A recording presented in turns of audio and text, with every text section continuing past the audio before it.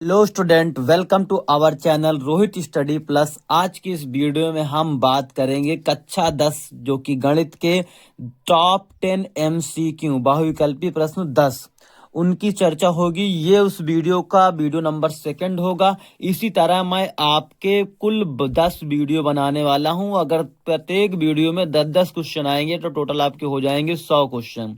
तो 100 प्रश्न हम बहुविकल्पी सॉल्व करने वाले हैं अपनी इस सीरीज से। अगर आप जुड़ना चाहते हैं तो आप चैनल के साथ जुड़ सकते हैं और लगातार अपनी पढ़ाई को दे सकते हैं अंजाम।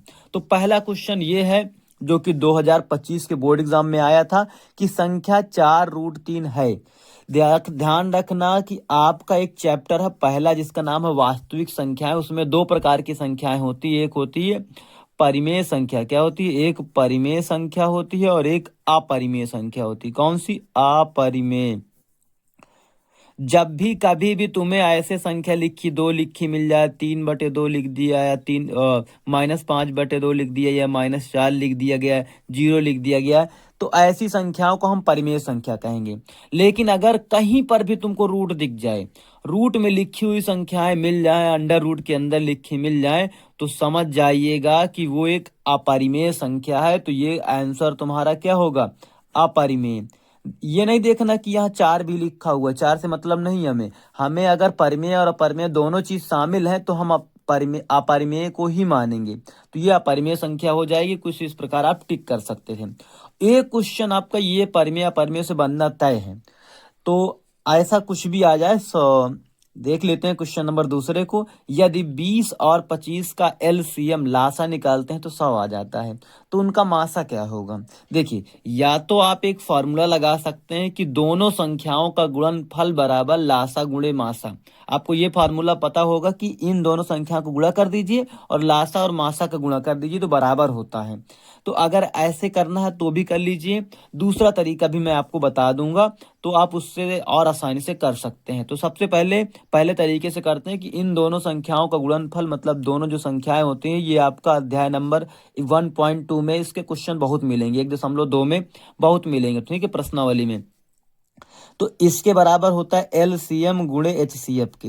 तो एलसीएम की जगह पे आप क्या एलसीएम की जगह पे आप क्या रख सकते हैं? एलसीएम की जगह आप 100 रख सकते थे, 100। तो ये 100 इधर गुणे में है HCF के, तो इधर भाग में आ जाएगा। तो ये 100 को इधर ले आते हैं। देखिए, हमें यहाँ पे सॉल्व नहीं करना, हमें तो केवल आंसर निकालने के चक्कर में लगे हुए हैं, तो इसीलिए हम इसको डायरेक्ट ट्रांसफर कर रहे हैं। तो देखो, इसको अगर काटेंगे 25 से एक बार में, 25 चौको 100 होता है। 4 से इसको काटेंगे तो 5 आ जाएगा। कितना आ जाएगा? 5। तो इसका जो आंसर आ जाएगा वो 5, HCF का मान 5 आ जाएगा। एक तरीका तो ये हो गया। दूसरा तरीका आप ये कर सकते हैं कि इन दोनों का आप सीधे सीधे तौर पर मासा निकाल लीजिए। देखिए, मासा कैसे निकलता है? सबसे पहले 20 की गुणनखंड कीजिए तो 2 गुणे 2 गुणे 5 आ जाएगा, और 25 के करिए तो 5 गुणे 5 आ जाएगा। तो सीधे तौर पर क्या मिल गया? 5 ही तो कॉमन मिल रहा है, और कुछ मिल रहा है? नहीं मिल रहा, तो हो गया, कहानी खत्म। तो ऐसे टिक कर सकते थे। अब क्वेश्चन नंबर तीसरा देखिए। यहाँ पे कह रहा है कि 1/x² + 16 बराबर 1/10 है। तो x का मान ज्ञात कीजिए। देखिए, जब भी कभी भी बटे में दोनों तरफ लिखा हो तो हम इसमें कर देते हैं क्रॉस मल्टीप्लिकेशन, तिर्यक गुणा। ये संख्या इससे गुणा कर लेगी, ये वाली संख्या इससे। अगर एक इस संख्या से गुणा करेगा तो उतना ही तो रहेगा, एक के गुणा करने से कोई भी फर्क नहीं पड़ता है। और ये 10 इससे गुणा कर लेगा एक से, तो 10 ही हो जाएगा। और ध्यान दीजिए, ये जो 16 है ये उधर क्या हो जाएगा? ट्रांसफर हो जाएगा। ये उधर जाके पक्षांतर हो जाएगा, तो x² बराबर हो जाएगा 10-16। क्या हो जाएगा? 10-16। अब 10-16 घटा देंगे तो कितना आ जाएगा? -6 आ जाएगा। तो इसका मतलब ये है x² बराबर -6 आ रहा है। तो x का मान क्या होगा? x का मान √-6 होगा, जो कि संभव नहीं है। ये s² इधर ट्रांसफर हो जाएगा तो √-6 हो जाएगा। तो ये x का मान है, लेकिन ध्यान रखिए ये काल्पनिक मान है। कैसा मान है? काल्पनिक मान है, वास्तविक मान नहीं है। क्यों नहीं है? क्योंकि रूट के अंदर कभी भी संख्याएं माइनस में नहीं होनी चाहिए। वो काल्पनिक कॉम्प्लेक्स नंबर बन जाएगा, एक काल्पनिक मान बन जाएगा। तो ये वास्तविक मान नहीं है, तो वास्तविक संख्या नहीं है। तो आपको वहां पे टिक करना था कि ये वास्तविक नहीं है, ये काल्पनिक है। तो काल्पनिक वाले में आपको टिक कर देना चाहिए था, ठीक है। अब आते हैं क्वेश्चन नंबर चौथा। एक क्वेश्चन ऐसा बिल्कुल तय है कि या तो आपसे मूल निकालने के लिए कह देगा द्विघात समीकरण का, या तो आपको बता देगा कि मूल जो है बराबर है, तो आप या विविधकर 0 है तो आप किसी चीज का मान निकालिए। तो विविधकर का फॉर्मूला आपको याद कर लेना चाहिए, जब भी मूल बराबर होते हैं तो विविधकर 0 के बराबर हो जाता है, ये हमारी कंडीशन होती है। तो अब ये जो लिखा हुआ है 2x² माइनस 8x प्लस सी बराबर 0, तो इसमें सी का मान निकालना है। सी कोई संख्या हो सकती है जो कि जिसका मान अभी नहीं दिया गया है, तो निकालने के लिए क्या करना है, यही फार्मूला लगाना है, b² माइनस 4c। तो डी का फार्मूला क्या होता है, डिस्क्रिमिनेंट जो फार्मूला होता है विविधकर का, b² माइनस 4ac बराबर 0।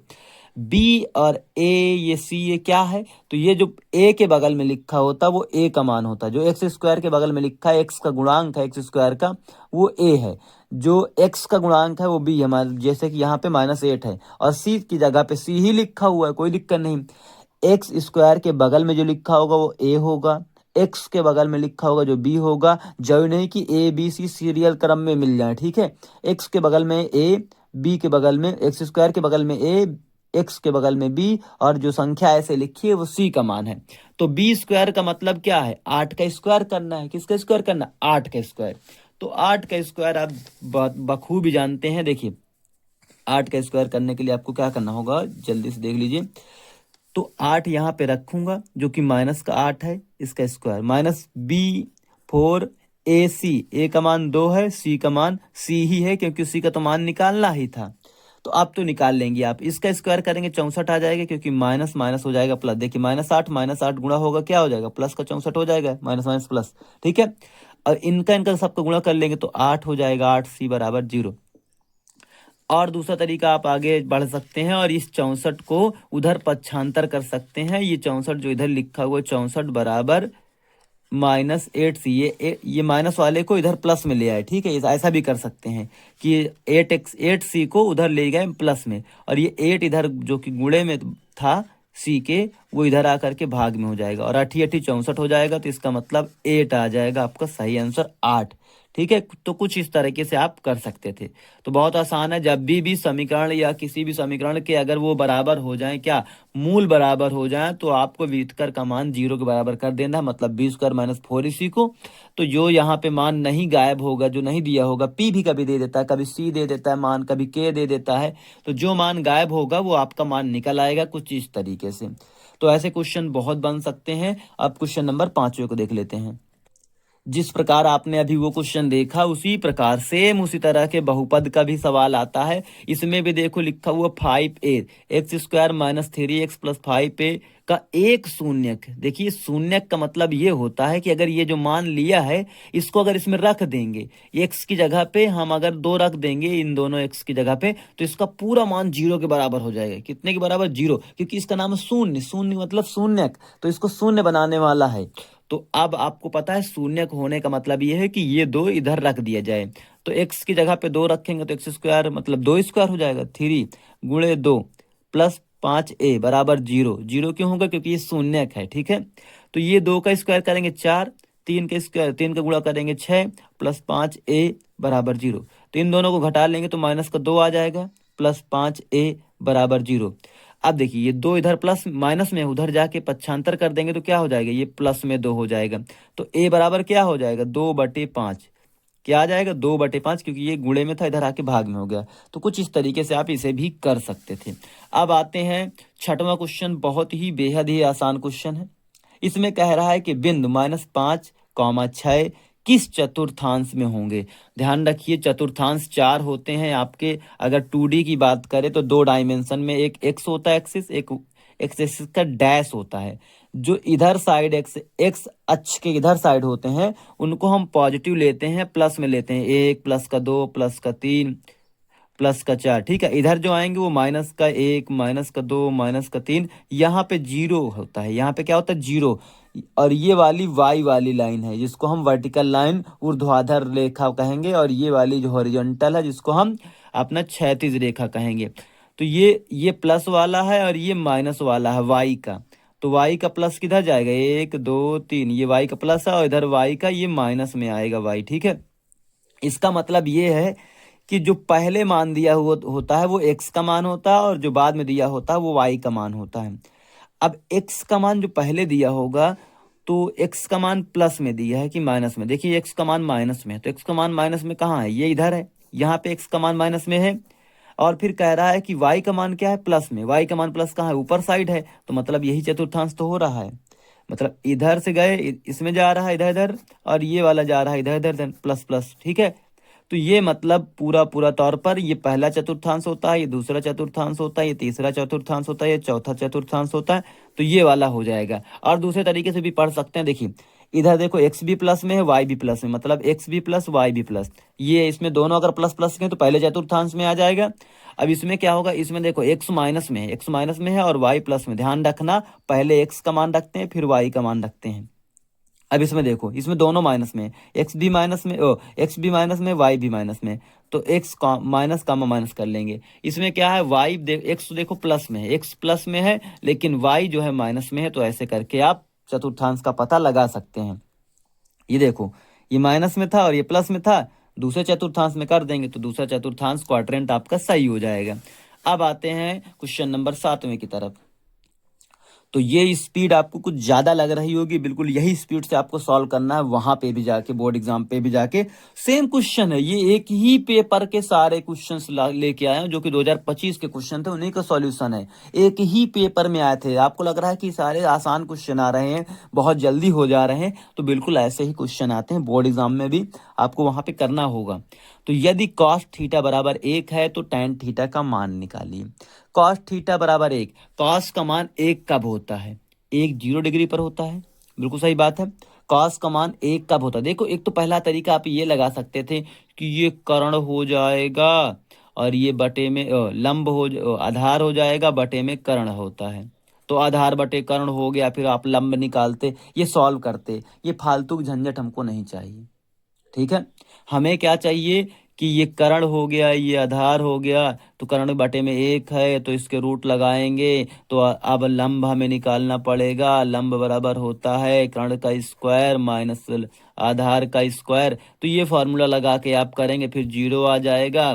फिर आप कहेंगे कि लंब का मान 0 होता है, tan थीटा का मान, tan थीटा बराबर होता है लंब बटे आधार, तो लंब का मान 0 हो गया, आधार 1 हो गया, भाग देंगे तो 0 आ ही जाएगा, आंसर 0 आ गया। लेकिन ऐसा तरीके से नहीं लगाना है। देख रहे हो, कॉस थीटा 0, कॉस 0 बराबर 1 होता है, तो tan 0 का मान भी तो 0 होता है। टिक करके चले जाना, फालतू झंझट में मत लगाना, ठीक है। कि ये लिया हुआ है, हम आधार बटे कर्ण पाइथागोरस थ्योरम लगाएंगे, हमने तो पढ़ रखा है, तो पढ़ रखा है, वहां काम नहीं आएगा, यहाँ लगाना था, यहाँ लगा लेना, ठीक है। लगाओ इसमें पाइथागोरस थ्योरम। तो ये देखो, कॉस थीटा बराबर, ये उसी के पेपर का है प्रश्न कि कॉस ए बराबर 5/3 आ रहा है, तो tan ए का मान देखिए, देखिए ए का मान पूछा जा रहा है, तो ए दोनों जगह पे है। तो अब यहाँ पे देखिए, ये जो कॉस का फॉर्मूला होता है वो कहता है कि आधार बटे कर्ण होता है। क्या होता है, आधार बटे कर्ण। अब आपको बचा क्या, आपका लंब बचा। लंब का जो फॉर्मूला होता, अभी बताया हूं कि कर्ण का वर्ग माइनस आधार का वर्ग। तो कर्ण क्या कितना है, 13, इसका वर्ग करेंगे, माइनस आधार मतलब 5 का वर्ग करेंगे। और 13 का वर्ग होने का मतलब ये है कि 13 का वर्ग कर देंगे तो ये हो जाएगा 169, 169, और 25 हो जाएगा किसका स्क्वायर, 5 का स्क्वायर। तो इनको घटा देंगे तो ये टोटल आ जाएगा 144, और इसको 144 को बाहर निकालेंगे तो 12 आ जाएगा, ठीक है। 12 क्यों आएगा, क्योंकि जो 12 का स्क्वायर होता है 144 होता है, ठीक है। तो इसको पढ़ लीजिएगा, तो ये 12 आ जाएगा। इसका मतलब आपके पास लंब का भी मान आ गया जो कि 12 है। तो अब tan ए का मान निकालना है। tan ए का फॉर्मूला क्या होता है, लंब बटे आधार। तो लंब आपके पास 12 आ गया है, आधार आपके पास ऑलरेडी गिवन था 5, ठीक है। तो 12/5 आपका सही जवाब हो जाएगा। टिक करके चले जाना, समय बर्बाद मत करना।